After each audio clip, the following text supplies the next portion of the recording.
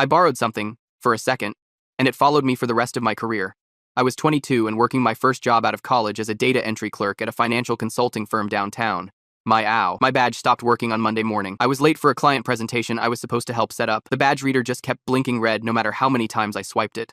I stood there panicking for a few minutes. The quarterly review meeting was at 10, and I couldn't afford another screw-up after only 6 months at Sterling Dynamics. Need some help? I turned to see Andre from accounting smiling at me. We'd talked a few times in the break room, but we weren't exactly friends. My badge is dead, I said. I think it demagnetized over the weekend. Andre nodded sympathetically. Security won't be in until 9. Here, use mine for now. He handed me his badge without hesitation. I was surprised by his generosity. Thanks, man. I'll get it back to you by lunch, I promised. I swiped Andre's badge and hurried into the elevator. I hit the button for the 12th floor where data entry was located. The elevator started moving but didn't stop where I expected. Instead, it went straight to the 18th floor, the executive level. I tried pressing 12 again, but nothing happened. The doors opened to reveal a sleek reception area I'd never seen before. A woman in a tailored suit looked up from her desk and smiled broadly. "Marcus, you're back," she exclaimed. "How was your sabbatical?" I stood frozen. My name was Marcus, but I'd never been on sabbatical. I'd never even been to this floor. I think there's been a mistake," I started. The woman laughed. "Always the jokester. The team has missed your sense of humor. I'm Tessa, your executive assistant. Julian wants to see you as soon as you're settled in." She gestured down the hallway. "Your office is ready. I've put the Morrison account files on your desk for the 2 o'clock presentation." I followed her in stunned silence. This had to be some elaborate prank. Maybe it was an initiation thing for new employees. We stopped at a corner office with Marcus in gold lettering on the door, my name, on an executive office. "Coffee's fresh," Tessa said. "The board dinner is at the Metropolitan Club tonight. I've laid out your schedule for the week." She left before I could respond. I entered the office slowly, half expecting someone to jump out and yell, "Gotcha!" No one did. The office was massive, with floor-to-ceiling windows and expensive furniture. A coffee mug on the desk said, "World's Best VP." I sat down cautiously in the leather chair. A stack of documents waited for signatures, all addressed to Marcus Whitlock, Vice President of Operations. That was my first name, but not my last name. I was Marcus Denton, a 22-year-old data entry clerk, not a VP of anything. My phone buzzed. A text from an unknown number. "Meeting in 5 minutes. Boardroom, C." I was still trying to process what was happening when a woman in a sharp pantsuit knocked and entered without waiting. "Marcus, welcome back. I need your signature on these contracts before the Morrison presentation," she said, dropping a folder on my desk. "I'm Paige from legal. We met at the Christmas party?" I nodded vaguely. "Right, of course." "Great sabbatical? You look refreshed," she said, pointing to where I should sign. I scribbled something that might pass for a signature. She seemed satisfied. "The IT guy will be up to update your computer access," Paige said before leaving. Sure enough, a man with a laptop appeared minutes later. "Mr. Whitlock, I'm Sloan from IT. Just need to update your system permissions." He worked quickly, typing passwords and scanning Andre's badge. "All set. You've got full executive access now." The phone on my desk rang. I answered it hesitantly. "Marcus, get in here," a booming voice demanded. I followed the hallway to boardroom C. A group of people in business attire sat around a massive table. At the head was an older man with silver hair who stood when I entered. "There he is, the man of the hour," he announced. "Everyone, Marcus is back from his sabbatical and ready to take on the Morrison account." The room erupted in applause. The silver-haired man embraced me like an old friend. "Julian Mercer," he whispered, "company president, play along."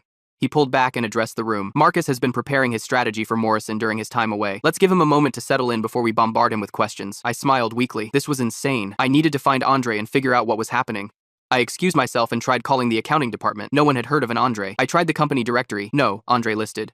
By Wednesday, I was getting emails about million-dollar deals. My direct deposit showed a salary 6 times larger than what I was supposed to earn. I tried to go to the 7th floor to find Andre in accounting. My badge, Andre's badge, wouldn't work for that floor. I tried to go back to data entry on the 12th floor. The security guard, Reed, stopped me. "Sorry, sir. Your clearance is for executive levels only," he said firmly. I was trapped in someone else's life, and that someone else was apparently named Marcus Whitlock, had an MBA from Wharton, and 15 years of experience at Goldman Sachs, none of which explained why everyone thought that someone was me. I walked into the Morrison account presentation with no idea what I was doing. The boardroom was packed with executives in expensive suits. They all looked at me expectantly. I cleared my throat and smiled. Tessa had briefed me on the client's background just minutes before. "The Morrison portfolio shows promising growth potential," I said, repeating phrases I'd overheard in the hallway. "Our strategy leverages their market position while minimizing risk exposure." To my surprise, everyone nodded. They seemed impressed by my vague statements. I kept going, with more financial jargon I barely understood. Julian beamed at me from across the table. "This is why we brought Marcus back," he told the client representatives. "His vision is unparalleled." The meeting ended with handshakes and congratulations. I somehow managed to fake my way through a multi-million-dollar deal without anyone questioning me. I retreated to my office afterward. My hands were shaking as I checked my bank account on my phone. My jaw dropped. There was a direct deposit for nearly $40,000 labeled Sterling Dynamics, monthly salary. That was 6 times what I made in data entry. I sat back in my leather chair, Stunned. This was real money, life-changing money. I tried searching the company directory again for Andre. There was still no record of him anywhere in the system. I called accounting directly. Hi, I'm looking for Andre. He works in your department. There's no Andre in accounting, the woman said firmly. We have 23 employees, and none are named Andre. I thanked her and hung up. This was getting weird. I decided to go down to data entry to talk to my coworkers. The elevator wouldn't take me to the 12th floor. I tried pressing the button multiple times, but nothing happened. I went to the security desk where Reed was stationed. I need to go to the 12th floor, I said. Reed frowned. I'm sorry, Mr. Whitlock, but your clearance is executive level only. Those restrictions come from the top. But I used to work on 12, I insisted. Reed checked his computer. Sir, there's no record of you ever working on the 12th floor. Those are data entry personnel only. I left, more confused than ever. I took the stairs instead. But when I reached the 12th floor, my badge wouldn't open the door. I knocked loudly. Eventually, a woman opened it. Her badge identified her as Karina, data entry supervisor. Can I help you? She asked, clearly annoyed at the interruption. I'm Marcus, I said. Marcus Denton. I work here in data entry. Karina's expression remained blank. I've supervised data entry for 8 years. We've never had an employee named Marcus Denton. But I've been here 6 months, I protested. My desk is by the window. I sit next to Greg and Alicia. Sir, we don't have anyone named Greg or Alicia either, she said firmly. I think you have the wrong floor. She closed the door in my face. I stood there, stunned. It was like my entire existence had been erased. Back in my office, I searched for information about Marcus Whitlock. The internet revealed an impressive resume. MBA from Wharton, 15 years at Goldman Sachs. Articles about business strategy with my face photoshopped onto another body. I was in way over my head, yet somehow I was pulling it off. The next morning, a board member named Delaney cornered me in the hallway. Marcus, I've been meaning to ask you about the Asian market expansion strategy. The numbers don't align with your previous recommendations. I froze. I'm taking a fresh approach, I said vaguely. Delaney frowned. But what about the risk assessment you championed last quarter? You were adamant about maintaining our current position. I had no idea what she was talking about. New data suggests we need to pivot, I improvised. What data? She pressed. I've seen all the reports. Julian appeared, saving me. Delaney, give the man some space. He's just back from sabbatical. Delaney walked away, but her suspicious look lingered. I was running out of excuses. I decided to check if my old position still existed. I called HR and asked about open data entry positions. I'm sorry, Mr. Whitlock, but we eliminated the entire data entry department last month, the HR rep said. Everything's been automated. The 12th floor is being renovated for expansion of the legal team. My stomach dropped. No wonder Karina didn't recognize me. My job literally didn't exist anymore. Tessa knocked on my door later that afternoon. You asked about company records, she said, placing a flash drive on my desk. This contains the confidential files you requested, executive identities and security clearances. I hadn't asked for any files. Thank you, I said cautiously. After she left, I plugged in the drive. It contained hundreds of personnel files, including one labeled Whitlock Marcus. I opened it and found detailed information about the real Marcus Whitlock. Photos of him at company events, medical records, family history. He looked exactly like me. Same height, same build, same face. It was uncanny. At the bottom of the file was a video file labeled 12th floor surveillance. I clicked it. The footage showed my old workspace on the data entry floor, empty desks, construction materials, and a single computer still running in the corner. I zoomed in on the screen. It was displaying my personnel file with a big red stamp across it. Transfer complete. The door to my office opened. Tessa stood there with a strange expression. Mr. Whitlock, there's someone here to see you. He says his name is Andre. My heart raced. Finally, some answers. Send him in, I said. I found Andre's personnel file in the executive database that night. My hands shook as I opened it, desperate for answers. What I discovered changed everything. Andre wasn't Andre at all. His real name was Parker Whitlock, the actual VP whose identity I'd somehow assumed. The file contained detailed notes about his transition to accounting roles 6 months ago, exactly when I started at Sterling Dynamics. I scrolled through more files, my heart racing. There were 5 other executives who had undergone similar transitions in the past year. Each one had been replaced by someone from a lower-level position.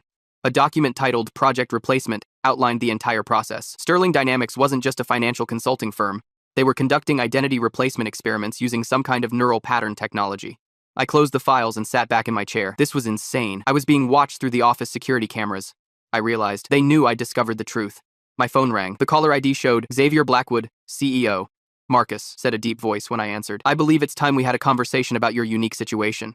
I agreed to meet him in his office immediately. The elevator took me to the top floor, a place I'd never been before. His office was twice the size of mine, with views of the entire city. Xavier was tall and imposing, with silver temples and calculating eyes. He didn't waste time with pleasantries. You've discovered our program, he said. I'm actually impressed it took you only 10 days. The others took weeks. I sat across from him, trying to appear calm. What exactly is happening here? Xavier smiled. Sterling Dynamics has developed technology that allows us to transfer one person's professional identity to another. We've been testing it for years. Why me? I asked. You weren't randomly selected, Xavier explained. Parker chose you specifically. He observed your adaptability, your quick thinking. He believed you would thrive in his position. I thought about Andre Parker and how he'd conveniently been there when my badge malfunctioned. He planned the whole thing. The badge switch wasn't an accident, Xavier nodded. Parker engineered that encounter. He wanted out of the VP role, but needed a suitable replacement. The reality of the situation hit me hard. You erased my entire existence, my job, my records, everything. We didn't erase you, Xavier corrected. We transferred you. Your neural patterns were gradually aligned with Parker's professional knowledge while maintaining your core personality. A knock at the door interrupted us. Nolan from HR entered with a thick folder. The employment records you requested, he said, handing the folder to Xavier. Xavier opened it and showed me the contents. Every trace of Marcus Denton had been systematically removed from company records, my employment application, my personnel file, even my security badge photo. How is this possible? I asked. People can't just be erased. Xavier leaned forward. You'd be surprised what's possible with enough resources and the right technology. As we spoke, I felt a strange sensation. Memories that weren't mine began surfacing in my mind. I suddenly knew details about the Morrison account that I couldn't possibly have known. I remembered meetings I'd never attended. Parker's memories, Xavier said, noticing my confusion. They'll continue integrating with yours over time. Eventually, you'll have both skill sets. I stood up, needing air. This is illegal. It's identity theft on a massive scale. Xavier remained calm. Is it theft if both parties ultimately benefit? Your salary increased sixfold. Parker got the quiet life he wanted in accounting. Where is he now? I demanded. Parker resigned yesterday, Xavier said. His work was done once the transfer was complete.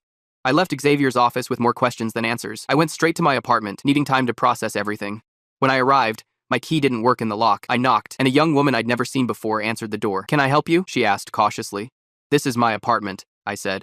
She looked confused. I've lived here for 3 months. The previous tenant moved out in December. I apologized and backed away. Even my home wasn't mine anymore. I checked my wallet and found a different address on my driver's license. An address I'd never seen before. I took a taxi to the new address. It was in an upscale neighborhood I could never have afforded on my data entry salary.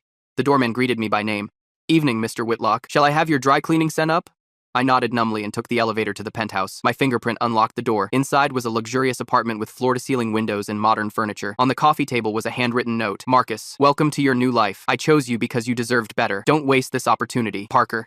I sat on the expensive couch and stared at the note. My old life had been completely erased. My new life came with wealth, power, and a 6-figure salary. But it also came with Parker's memories, which were becoming clearer by the hour. I suddenly remembered the Morrison account strategy I'd presented earlier that week. I remembered Julian's daughter's name and that she was allergic to shellfish. I pulled out my phone and called the number for Andre and my contacts. It went straight to voicemail. You've reached Parker, said the outgoing message. I'm unavailable indefinitely. Don't try to find me. I hung up and looked around at my new apartment. This was my reality now. I had been completely and thoroughly replaced. My phone buzzed with a text from Xavier. Board meeting tomorrow at 9. We'll discuss your future with the company. The choice to stay is yours, but remember, you can never go back to who you were. Thanks for watching. We note of you common and say created in an X5. I walked to the window and looked out at the city lights. Somewhere out there, 5 other executives were actually lower-level employees living lives that weren't originally theirs. And Parker was out there too, watching to see what I would do with the life he no longer wanted. I tracked Parker to a facility in the basement of Sterling Dynamics. The security guard didn't even question me when I swiped my executive badge. I guess being a VP had its perks. The basement looked nothing like the polished upper floors. It was all concrete and fluorescent lighting with unmarked doors. I followed the signs to Neural Research and found him there. Parker was sitting at a computer terminal, still wearing his Andre disguise. He didn't seem surprised to see me. You figured it out faster than I expected, he said. Most people take at least 2 weeks. I was furious. You stole my life. Parker laughed. I gave you a better one. Your salary went from $40,000 to nearly $250,000 overnight. You should be thanking me. You didn't ask for my consent, I said. You just erased me and took over. He stood up and gestured around the lab. This technology is revolutionary. We needed test subjects who could adapt quickly. I watched you for months before selecting you. Why me? I demanded. You have remarkable adaptability, Parker explained. You adjusted to new systems faster than anyone in data entry. You solved problems creatively. You were wasted in that position. I paced the room, trying to process everything. So you just decided to play God with my life? I gave you an opportunity most people would kill for, he said, and I got what I wanted, freedom from the pressure of executive life. The door opened behind us. Xavier walked in with 2 security guards. I see you've found our research facility, Xavier said calmly. I'm impressed by your resourcefulness, Marcus. I faced him directly. This has to stop. You can't just swap people's identities without their knowledge. Xavier nodded thoughtfully. Perhaps you're right. The board is meeting tomorrow to discuss the future of the program. What happens to me? I asked. That's entirely your decision, Xavier said. You can continue as Marcus Whitlock with full compensation and benefits. Your performance has been exemplary. I laughed bitterly. And if I refuse? We can't exactly undo what's been done, Xavier admitted. The neural patterns have already integrated, but we can offer compensation for the inconvenience. Parker stepped forward. I chose you because you deserved better than data entry. Don't throw this away out of principle. I thought about my new life, the penthouse apartment, the 6-figure salary, the respect I received in meetings. I want guarantees, I said finally. No one else gets transferred without explicit consent, and everyone who's already been transferred gets full disclosure and the option to be compensated. Xavier considered this for a moment. Those terms are acceptable. We've learned what we needed from the covert phase of the program. And Parker? I asked. I'm leaving the company, Parker said. My work here is done. The next morning, I attended the board meeting as promised. The directors sat around a massive table, including Delaney, who still watched me suspiciously. Xavier presented the findings of Project Replacement. The board members seemed impressed by the technology but concerned about the ethics and legal implications. We vote to continue the program with Marcus's proposed modifications, Xavier announced. All transfers will require informed consent moving forward. The vote was unanimous. I had won that much at least. Over the next week, I contacted the 5 other employees who had been transferred. Most were actually happy with their new positions once they understood what had happened. 2 requested additional compensation, which Xavier approved immediately. Parker underwent a procedure to restore his original memories completely. He would remember being both Parker and Andre, just as I now remembered being both Marcus Denton and Marcus Whitlock. The integration will continue, the neurologist explained to me. Eventually, you'll have both skill sets fully available to you. I established new identity verification protocols for the company. Every employee would now have DNA markers embedded in their badges to prevent unauthorized transfers. The neural technology was placed under strict oversight. Xavier appointed me to head the ethics committee that would govern its use. You've earned this position, he told me. Not just because of the transfer, but because of how you handled it. My old colleagues from data entry had their memories subtly altered. They remembered me leaving for a better job, not disappearing completely. It wasn't perfect, but it was better than being erased. I moved into my role as VP with growing confidence. Parker's memories gave me the expertise I needed, while my own background provided fresh perspectives the company valued. 1 month after discovering the truth, I stepped into the elevator on my way to a meeting. A woman joined me, pressing the button for the marketing floor. Good morning, Mr. Whitlock, she said pleasantly. I studied her face carefully. There was something familiar about her, but not from Parker's memories. I'd seen her somewhere before. Have we met? I asked. She smiled mysteriously. Not officially. I'm Vanessa from marketing. I just started last week. As she left the elevator, I noticed the slight hesitation in her step, the way she adjusted to her heels like they were new to her. I pulled out my phone and texted Xavier. It's happening again, isn't it? His reply came seconds later. Welcome to the next phase. I put my phone away and continued to my meeting. In this company, identity was fluid, and now I was on the inside, making sure no one else had to go through what I did without choosing it. The corner office didn't feel like a prison anymore. It felt like a responsibility.